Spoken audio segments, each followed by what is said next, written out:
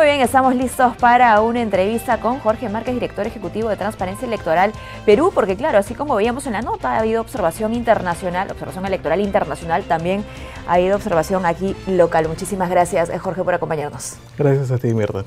Bueno, cuéntanos un poco, en principio, el balance que hace Transparencia Electoral Perú sobre el referéndum del domingo 9 de diciembre. En principio es importante destacar que hemos sido un grupo de observadores internacionales a nombre de Transparencia Electoral Perú, conformado por ciudadanos argentinos, mexicanos y connacionales, que nos hemos distribuido a lo largo de diferentes puntos de Lima para hacer in situ labores de observación electoral. En general, podemos nosotros advertir que se ha tratado de una jornada sin mayores sucesos negativos. Lo que sí, y digamos que ha sido sintomático a lo largo de todo el país, es la demora en la instalación de las mesas. ¿No? Lejos de instalarse a las 8 de la mañana, como lo ordena la ley, se ha instalado a las 10 o incluso hasta el mediodía. Y eso, porque la citación, para los miembros titulares y suplentes es a las 7 de la mañana siempre, Así ¿no? es, claro.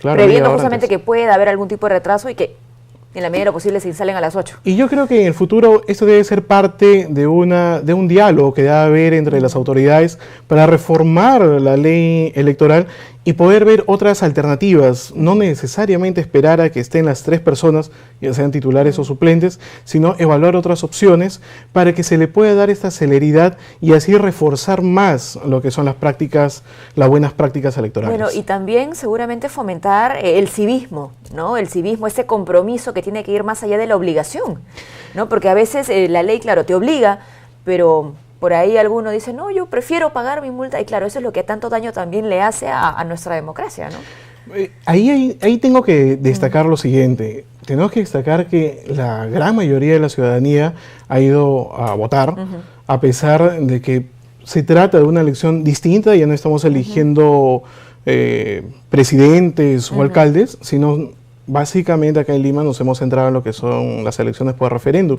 Y sí ha habido una masiva asistencia de la ciudadanía. Entonces, ellos sí debo destacar esa participación activa que ha tenido.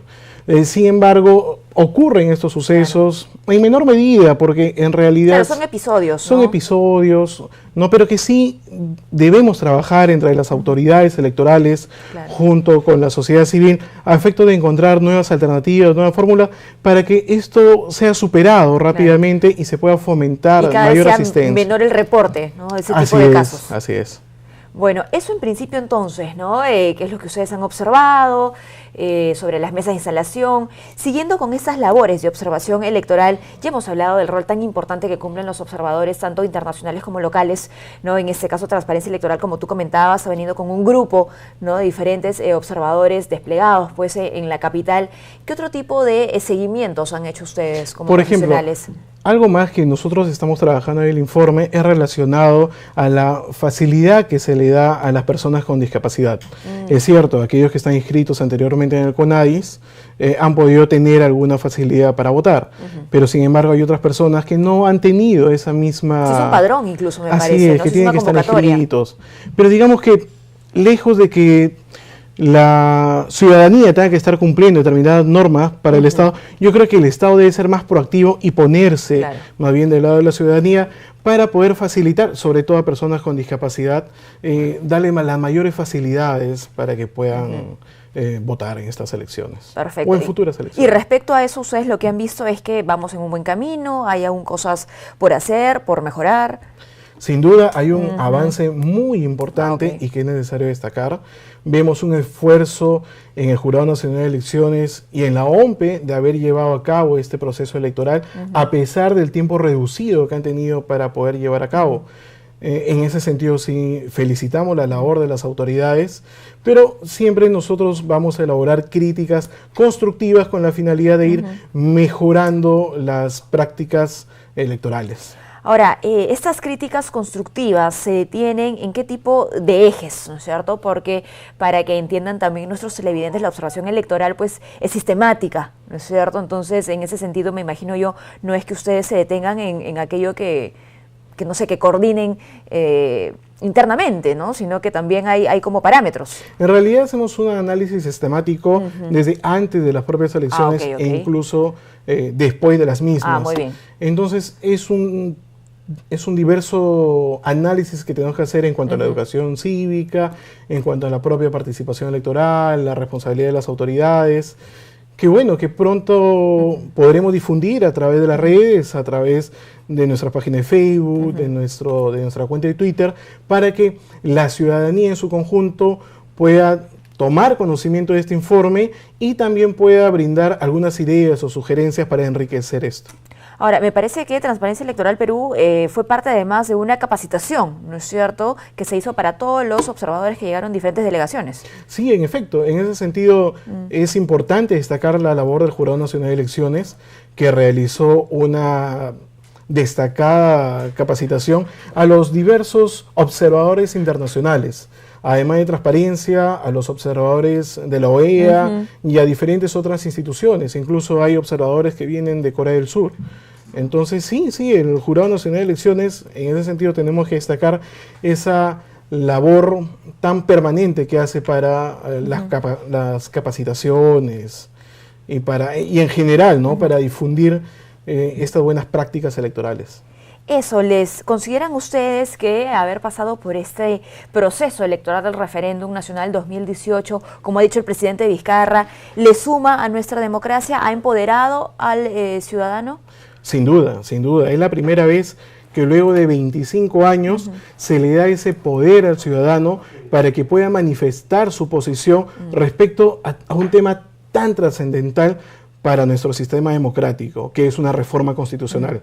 Por primera vez en 25 años, desde la vigencia de nuestra Constitución, el ciudadano común ha podido expresar su posición respecto a temas trascendentales. Y eso tenemos que destacar, porque de aquí hacia adelante debería incentivarse aún más ese tipo de participación de los ciudadanos para poder manifestar estas posiciones. Ahora, es una participación que también se va a dar en medida no solamente de los mecanismos, ¿no?, que estipula la Constitución, sino también del contacto que tengamos con nuestra propia realidad, ¿no?, que tengamos información de lo que está pasando en el país y que pues estas reformas, estas 3 reformas que han sido aprobadas, no se suelten, ¿no? O sea, que la población siga allí en contacto. Y eso es importante, porque también uno de los puntos que tenemos en análisis es que ha habido poco diálogo entre las autoridades con la ciudadanía, un poco diálogo en el sentido de la poca difusión que ha habido. Lo del Jurado Nacional de Elecciones es absolutamente destacable, pero la labor que debe tener el Estado no se agota solamente en una institución, sino que debe convocar a otras instituciones. Por ejemplo, las universidades. Las universidades deben asumir un rol activo en ese sentido. Claro. La academia es importantísima para concientizar al ciudadano, para que puedan asumir ellos esos principios democráticos y así se puedan conjurar cualquier tipo de amenazas antisistema. No, y me voy más allá incluso desde los colegios, ¿no? Porque si bien los menores de 18 años no votan, ¿no? Tienen que sí ir preparándose para aquello que les toca. Eso sí, ese es un enorme trabajo. Ha sido una oportunidad esta de que aprendamos todos mucho más sobre el referéndum. Así es. Y es importante lo que tú dices, porque desde el colegio ya, a través de la educación cívica, que está lamentablemente tan venida menos en nuestro país, que debe incentivarse esos derechos, esas facultades que tiene el ciudadano para poder opinar, para poder sentar posición. El ciudadano común no está aislado, el ciudadano común debe también... nosotros o el Estado debe buscar incorporar su voz, incorporar sus propuestas para poder mantener vigente el Estado democrático en el que vivimos. Para cerrar un poco ya la entrevista, no quisiera que te vayas, Jorge, sin antes mencionar pues que Transparencia Electoral Perú acaba de inaugurar, ¿no? Su sede aquí en nuestro país, en realidad 2 días antes del referéndum, fue el viernes 7 me parece, ¿no? Y bueno, eso también es celebratorio, ¿no? Que hayan cada vez más espacios, ¿no?, de enriquecimiento, de capacitación. Ustedes, como decía el informe, promueven elecciones íntegras en diferentes países, ¿no? ¿Cuáles son sus planes también ahora, luego del referéndum, luego de esta segunda vuelta? Sí, Mirta, acabas de mencionar algo muy importante para nosotros. Ha sido un hecho histórico que Transparencia Electoral, como una organización internacional que promueve los valores democráticos y las buenas prácticas electorales, si bien sucede es en Argentina, ahora está en un proceso de internacionalización. Y el día viernes 7 de diciembre ha inaugurado su sede aquí en Perú y me ha honrado con la dirección ejecutiva. Es más, el próximo año, en el primer trimestre, también se inaugurarán las sedes en Colombia y en Brasil. Ajá. ¿Y por qué considero que es trascendental la presencia de Transparencia Electoral Perú?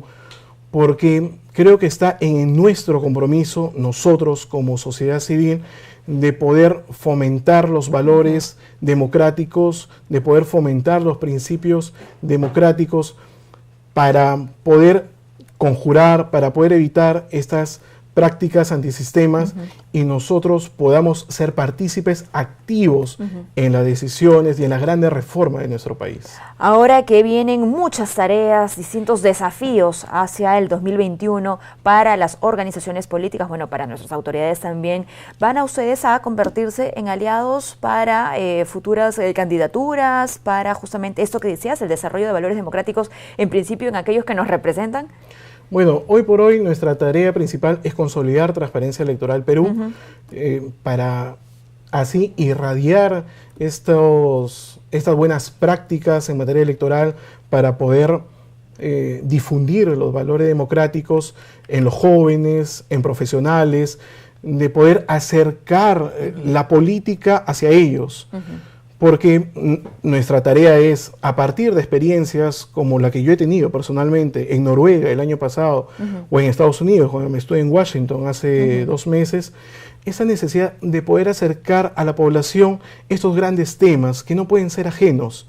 Por eso yo llamo a la ciudadanía en general. ¿Van a hacer convocatorias ustedes? Sí, exacto. Es más, desde ahora pueden consultar a la página de Facebook, pueden consultar a través de Twitter las diversas convocatorias que nosotros hacemos para poder sumar esfuerzos, para poder sumar a los profesionales, a los jóvenes y todos podamos convertirnos en participantes activos en esta transformación social que nuestro país nos exige. Muy bien, muchísimas gracias, Jorge, por habernos acompañado. Estaremos atentos también a este informe de observación que van a entregar al Jurado Nacional de Elecciones. Muchísimas gracias. Gracias a ti, Mirta.